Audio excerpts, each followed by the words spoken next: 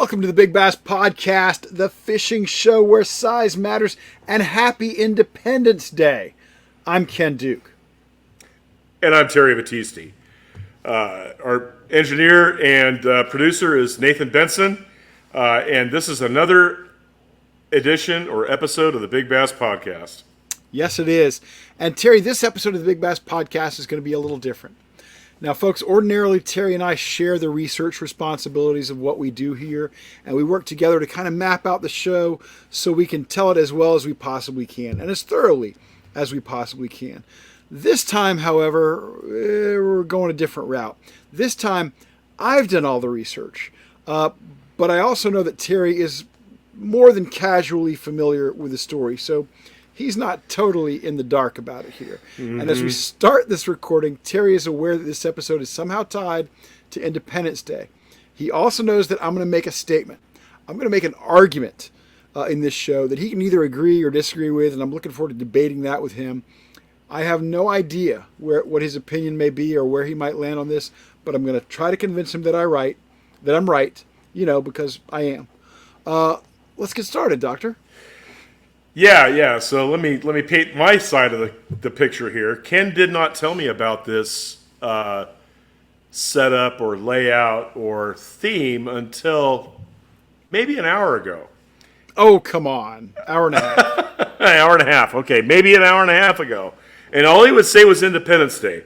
And I've had too much to do between then and now in order to even consider looking up what fish or fishes were caught on Independence Day that would be of interest to the Big Bass Podcast viewer or listener. No worries. You're going to be just fine. First of all, Independence Day, July 4, 1776, the Declaration of Independence was ratified by the Second Continental Congress in Philadelphia, thereby establishing the United States of America, the finest country on our planet. You know, and even, it was a significant day, and everybody knew it was a significant day. And in the 1770s and 80s, different groups were already celebrating or commemorating July 4th. For example, in 1778, when the battle for independence was still being fought against England, George Washington gave his soldiers a double ration of rum to mark the anniversary. So celebrating started early.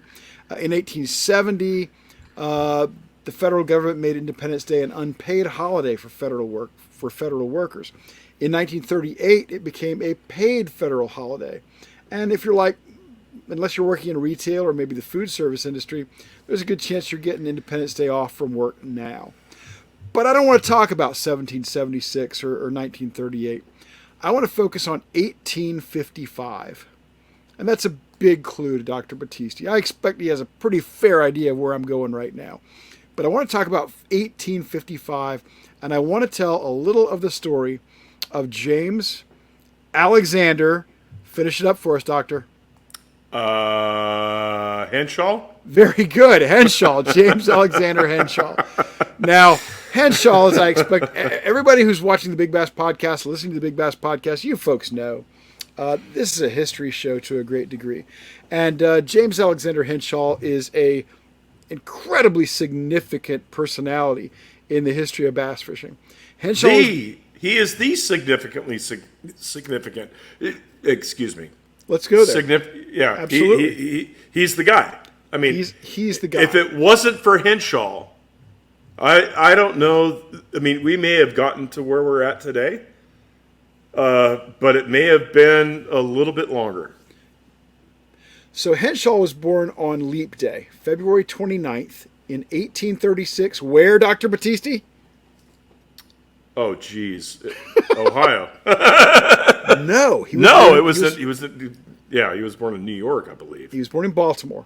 Oh, Baltimore, Maryland. Okay. As a young man, he fell in love with fishing. I'm sorry. I failed that. That's okay. I think that's a tough one. That's why I asked it, hoping you'd get it wrong. Throw me under the bus. So as a young guy, he fell in love with fishing, particularly fishing for brook trout. In fact, Henshaw once wrote, "Surely there is no lovelier fish than the brook trout." When Henshaw was 16 years old, he finished high school, and his family moved to Cincinnati, Ohio, in an effort to improve his mother's health. But rather than go straight from high school into further education, where he planned to become a physician. Terry knows this stuff backwards and forwards, but I am surprised. Except for where I couldn't pull it out of my sphincter where he actually, was born. So instead of going straight from high school into medical school, Henshaw decided he wanted to experience more of life. So he went to work as a proofreader in a printing house and did that for a couple of years. Then he went to work in a counting house, like where the bookkeeping kind of thing for a large mercantile firm back in Baltimore, where he was from.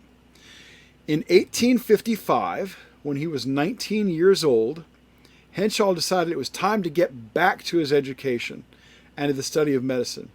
So he climbed on board a railroad car of the Baltimore and Ohio Railway, and he headed to Cincinnati. Mm-hmm. What was the date of that railroad trip, Dr. Battisti? July 4th, 1855. No, it wasn't.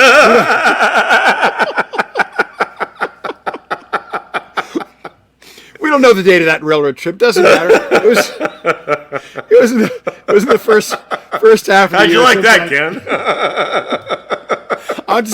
I'm just enjoying watching you flail. So where the hell are my frickin' pull tubes or whatever the hell they call those things? I need here. Let me get this. Here. He's distracting me from my plan, folks. I got my son's life vest here. Put it on. So Henshaw hops on a train car of the Baltimore and Ohio Railway, and he heads for Cincinnati, where his family is and where he plans to continue his medical education. He wrote about it in his autobiography, and he said this is really significant, so I'm going to read it to you. He said, "Some gentlemen seated near me were conversing about fishing, and naturally I became an interested listener. Their conversation was mostly about a fish they call black bass, and they were very enthusiastic regarding its gameness and its desirability as a food fish. I had never seen nor read of the fish, nor even heard of it before." The gentlemen were soon joined by the conductor of the train, who also proved to be a great admirer of the fish in question. I resolved to make the acquaintance of the fish at the earliest opportunity, as I was assured by the conductor that it was common in the upper Ohio River and abundant in all the tributaries. So, Henshaw gets back to Cincinnati, Terry, and he starts medical school. But he still got bass on the brain, as you and I do to this day. And in his autobiography, as we know, it was published in the 1919 through about 1922 or 23. Yes. He wrote, "My interest in respecting the black bass had not relaxed." So yeah, I mean, could you imagine you're hearing about this fish that you've never heard about before on a train ride? You've got brook trout, on the brain, and someone's saying that there's something better out there than the brook trout, and you're an avid fisherman. What is your number one goal? It's to go angle for that fish. You've got to chase it down. And one thing we know about Henshaw, Terry and I, and hopefully other y'all who are students of Henshaw, is he's an incredibly curious mind. An incredibly curious and inventive mind. So he's got bass. But he's open-minded too. Enormously open-minded, willing to try things that no one had ever accomplished before in the world of medicine, the world of ichthyology. Henshaw was the real deal. So he had a fishing buddy who had some bass fishing experience, and they scheduled a trip. Terry, do you know the date of that fishing trip? The first bass fishing trip ever for James Alexander Henshaw. It was not only do I know the date, but I know where they fished. What was the date, sir? July 4th, and it was on the Miami River. July 4th, 1855. You're correct, sir. You are correct. Terry Battisti knows his stuff. He wrote about that trip in his autobiography, serialized by Forest and Stream magazine many years later. And here's what he wrote. He said, "On the 4th of July, 1855, we took the train for the little town of Morrow on the Little Miami River, some 30 miles from Cincinnati. When they got there, they first caught some minnows to use for bait. And Henshaw watched his buddy so he could learn the proper fishing technique for these black bass. Pretty That soon, he probably 10 years later corrected. no doubt about that. Pretty soon his friend got hooked up on one. And here's what he said about that. The bait had scarcely time to sink ere it was seized, and the float disappeared from view as the line went racing through the water, cutting erratic angles and curves in a way I had never seen before. Out leaped a wriggling form of a greenish bronze with wide open mouth, red and cavernous, that seemed to hurl a defiant challenge as with a graceful curve it appeared beneath the surface. My eyes seemed bulging out of my head as I tried to follow him in his eccentric courses as the line went hissing through the water. Now here, now there, with an audible swish as he rushed toward the rocks, then toward a patch of weeds. Finally he lowered his crest and turned up his armored side to the summer sun in sheer desperation.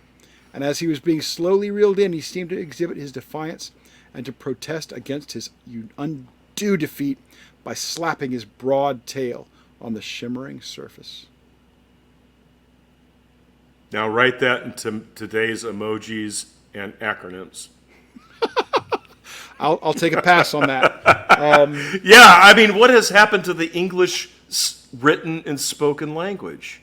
Well, it has gone to hell in a handbasket. I think there's a compromise between the purple prose of Henshaw in his day and where we're at now. But I do enjoy that. But what I mostly enjoy about that is the passion. He made it sound like an absolutely epic battle. And but you can see it. You can see it in your head. You can't do that with the poop emoji. Well, I guess you can see it with your poop emoji, but. Yeah, let's not dismiss your go-to literary device.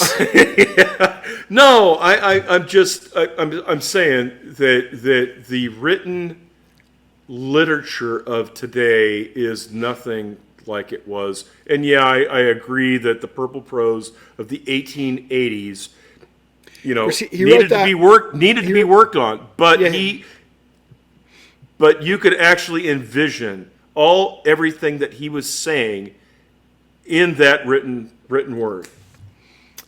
Absolutely. Very, very descriptive. I love that passage. That's why I read it, even though it's long. And hey, folks, if you go and you find it yourself, you're going to find out that the passage is even longer than that.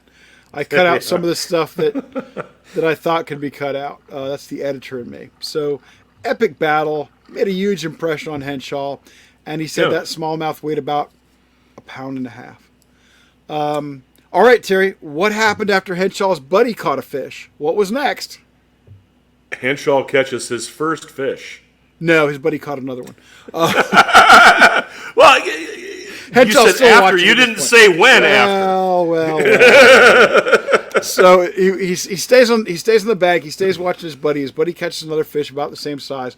But then he says, okay, I've got it. I now have the tools I need to get in here and catch one of these things. So he leapfrogs his buddy up the stream, and he catches his wise man. Yes. And here's his description. I'm gonna keep it as short as I reasonably can, but I wanna give everybody a flavor for Henshaw's prose here. I cast toward the flat rock, and when the minnow floated toward the end of its tether, I began reeling as rapidly as I could when the bass made a vicious lunge and seized the bait. Then followed a battle that I will never forget. So vividly was it impressed on my senses. The bass lunged toward his rock, but I checked him when within a foot of it, whereupon he bounded into the air twice in quick succession, then headed for the flat rock in midstream, giving a series of short, savage jerks on the line. This was a new experience for me. I then discovered that I had a fish to deal with that was capable of no end of original and effective fighting maneuvers that kept me guessing as to what he would do next. His frantic leaps and violent shaking and whirling of his strong body in midair with wide open mouth and the rotary play of his powerful tail were characteristic, unique, and unequaled. Henshaw caught that fish. It was a smallmouth, and it was his very first black bass. It changed the world. It changed the lexicon. It changed everything. I mean, unbeknownst to him, it changed the world of sport fishing. And I will say sport fishing which encompasses the saltwater and the freshwater. Because at that point in time, people still had not caught 100-pound tarpon out of Florida. They hadn't caught sailfish. They hadn't caught giant bluefin tuna. The sport fish was the freshwater, and it was the salmonids. It was the trout. It was the brook trout. It was the rainbow trout in the West. It was the German brown trout in Europe. It was all about the trout. If it didn't have an adipose fin, it didn't count. Terry, we know very well what Henshaw went on to accomplish in the sport and what he meant to bass fishing. He writes the first book on bass fishing called Book of the Black Bass in 1881. It contains the most famous line to this day. I consider him, inch for inch and pound for pound, the gamest fish that swims. He writes the second book on bass fishing, more about the black bass 8 years later. He's the first guy to raise bass in captivity. He designed the seminal rods and reels of his time. There's even an excellent argument that Henshaw invented pitching, the technique of pitching. He was later president. I would say it was more flipping. Okay, well, because it was fixed line. But it wasn't fixed line, I don't think. I think he was using the revolving spool to add distance to it. But we'll talk about that another time. Let's not go there right now. But he's later president of the American Fisheries Society. He's a hatchery manager. He's not just president of it. He's one of the guys that started the American Fisheries Society. Yes. So in sum, Henshaw was among the earliest and easily the most effective advocates for the black bass and bass fishing. Before Henshaw, bass fishing and bass anglers were mostly treated very badly in the press and in the opinions of the angling public. Would you agree? It wasn't even just in the 1800s. It was all the way through the 1950s, the 1960s. Yes, that bass fishermen were looked, down upon. At least into the 60s. But yeah, I'm with you. I'm right with you, brother. Absolutely. Mm-hmm. All right, now we're about to open this show up. Here on the Big Bass Podcast, we've always said that big is a relative term. A big largemouth in Ohio might not be big in Florida or Texas. A big smallmouth in Delaware is not so big in Tennessee. Similarly, big can be a moment in time. A timely fish in the Bassmaster Classic can be big even if it only weighs a couple of pounds. I say to you, Dr. Terry J. Battisti, that James Alexander Henshaw's first black bass, a little smallmouth from the Little Miami River out of Morrow, Ohio, on Wednesday, July 4th, 1955, is the biggest black bass ever taken on rod and reel. What say you, sir? What have you been drinking? I got water. That is the biggest black bass ever taken. You're on a crack. What's a bigger fish? What's a bigger, more significant fish? More significant fish? Or you just said it's the biggest fish that's ever been... Bigger. Oh. So you're using what's it more consequential? Yeah, because remember, the Big Bass Podcast is not entirely about weight. We had a show. All right. I'm thinking mass. No, okay. I'm talking more than that. Now, if you want to make the argument that Manabu Kurita's current world record is the biggest in that sense, or if you want to make the argument that Dottie was the biggest, you can't. Oh, no, I'm here to say that Henshaw's little smallmouth, is the biggest bass of all time. Oh, you're damn right it is. There's no arguing that when you're talking about big where it doesn't concern mass. Okay. No, I'm asking. I'm opening it wide open to everything. Wide open it. Yeah. No. If you want to include mass, you can. No, I'm not going to include. If you want to include money, if you want to include money, you can. That is the fish that changed the. It began a sport. It brought the the black bass into the sport fish realm. Well, no, I don't think it did that. I think what it did was it triggered the man who would be responsible for that. There's a good good term to use these days. Yeah, it absolutely triggered him. I mean, here's a guy that starts out as a brook trout aficionado. I mean, he's all about the brook trout. And by chance, he hears a conversation on a train, and this fish all of a sudden is implanted in his brain, and he has to go experience it for himself. No, that is the biggest fish in the history of the sport, without a doubt. Is it the biggest bass in the history of sport fishing? I would have to say yes, because, like I said in the past, and maybe our listeners and the people that watch the podcast on YouTube, for the last year I've been writing a documentary on the history of bass fishing that will hopefully be seen on Netflix or Hulu, possibly even one of the mainstream cable channels by the end of the year or the beginning of 2024. You're working with a very talented filmmaker who's made a lot of high profile and successful stuff. Yeah, so I'm working with a gentleman by the name of Michael Folks.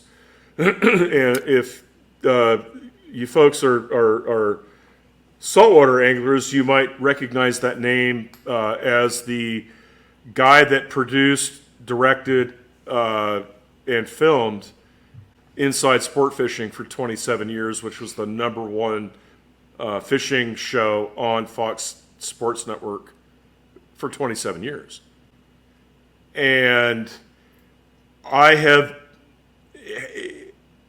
haven't played a part in the development of the saltwater chapters of that documentary, but I have watched every second of recording of the saltwater portions. And the saltwater part of sport fishing did not come into play until the turn of the 19th century into the 20th century. And now we're talking 20 years prior to that.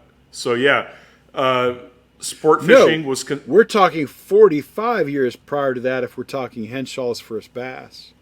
Absolutely. And yeah. I'm guessing in the world of big game sport fishing, which would be the saltwater and things, I'm assuming, and I'm no expert on saltwater big game fishing, but I'm guessing it's when tarpon were first successfully pursued on a regular basis in South Florida. The Silver King. I mean, the Silver King in Florida, it was the first fish caught in the ocean over 100 pounds on rod and reel.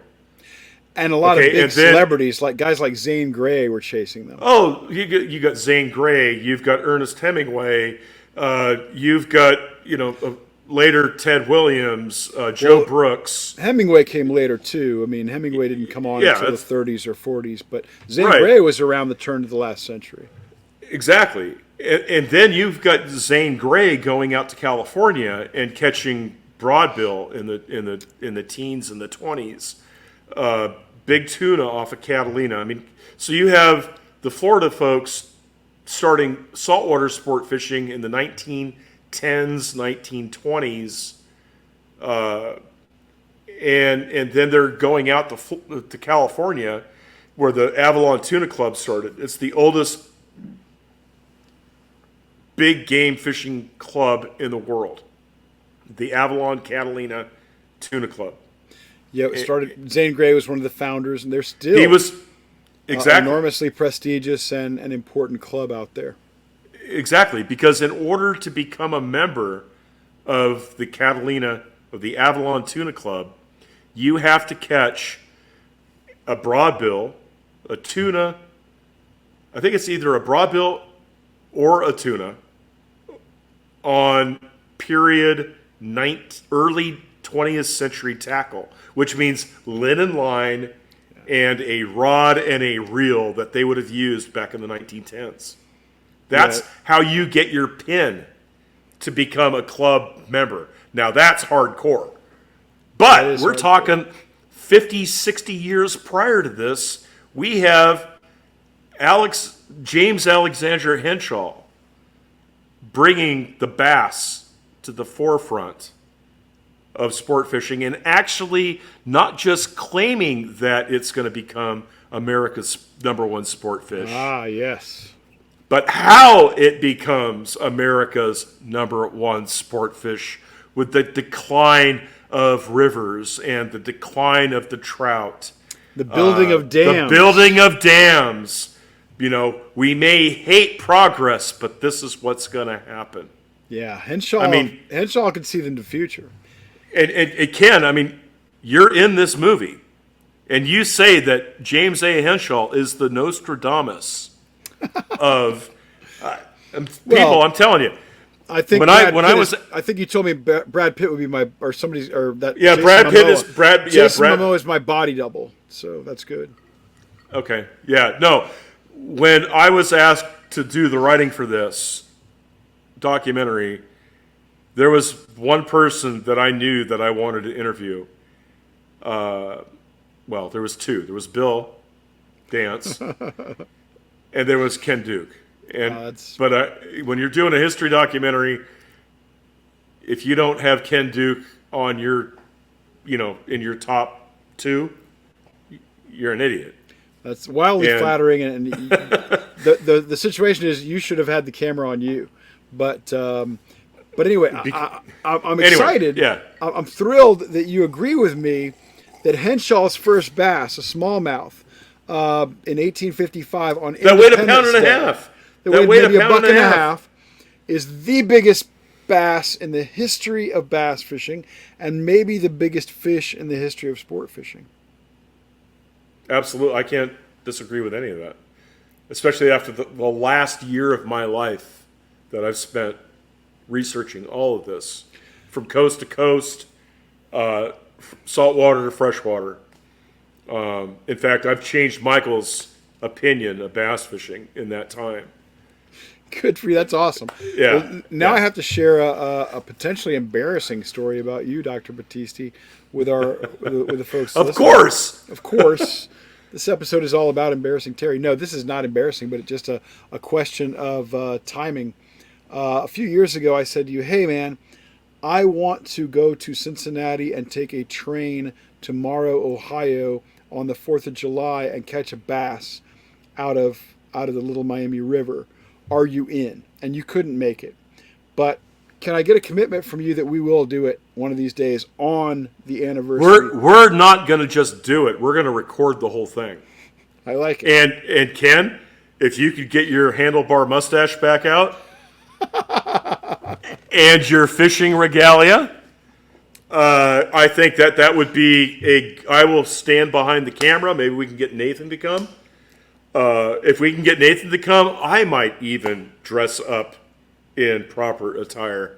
Finally, a decent level of commitment. But we have to do it the right way. We have to do it in James Henshaw Day's tackle. We have to find an 8'3". No, he wouldn't have had Lance. He wouldn't have had it for that first trip. Yeah, it wouldn't have been a would Lance. Not have had it. We would have to catch our live minnows with a 6-foot seine, just as he and his unnamed fishing buddy did that day. We'll figure it out. But as long as I have the commitment from you, that we're going to take you got the it from me train 100%. We're going to take the train ride. We're going to go to Morrow, Ohio. We're going to catch some fish out of there and pay tribute to James. I am Alexander with you. I'm with you 100%. Yeah, and we're going to record it, Nathan. Brother, you've got to be there because I don't want to miss out on the fishing. I'll let that Ken. means Nathan might have to miss out on the fishing. I'll let Ken play the part of the instructor on that first trip, and I'll play the part of Henshaw. So we're casting against type, are we? All right. It's a plan. It's a done deal. We know exactly when it has to be done. It has to be done so that we make the trip on the 4th of July. We'll need to go to Cincinnati first. We'll do the reverse of what Henshaw did. He went from actually Cumberland, Maryland, near Baltimore, towards Cincinnati, where he heard about it, and then he went from Cincinnati to Morrow. We'll do the Cincinnati Morrow trip after we go to Cincinnati and check out Henshaw's old residence addresses and things like that. It'll be the ultimate in the bass fishing history trip. Doctor, thank you for being such a good sport on this and for entering this program in the dark, as it were. How was it on your end? It was better than I envisioned. I envisioned getting my butt stamped and slapped, and some obscure freaking fish that I wouldn't have known about. But yeah, no, you were on top of it. This was a good time. And so would you say it was in? I'm going to return the favor. Excellent. Was it in? Say it. Insane. It was awesome. It was awesome. All right, folks. Time to slam the door on this episode of the Big Bass Podcast. Thank you for joining us. We know your time is valuable, and we really do appreciate your spending some of it with us. If you enjoyed the show, please hit the like and subscribe buttons. And if you really liked it, man, it would be a big deal to us if you would share the show with your friends. We want this thing to grow, and that would help us a lot. If you're a big bass junkie like we are, check out our website at thebigBassPodcast.com. You'll find the Big Bass Podcast calculator that Terry created. It's good for fish over about 14.5 pounds. It's deadly accurate. And also on the website, we've got lists of state record largemouth, smallmouth, spotted bass, world records too. If you'd like to contact us, you can reach us via email at Ken at thebigBassPodcast.com, Terry at thebigBassPodcast.com, and Nathan at thebigBassPodcast.com. Please join us again next week, and we're going to bring you another story about another big bass that you will not and cannot find anywhere else. 2 things to remember. 1, happy Independence Day. And 2, size matters.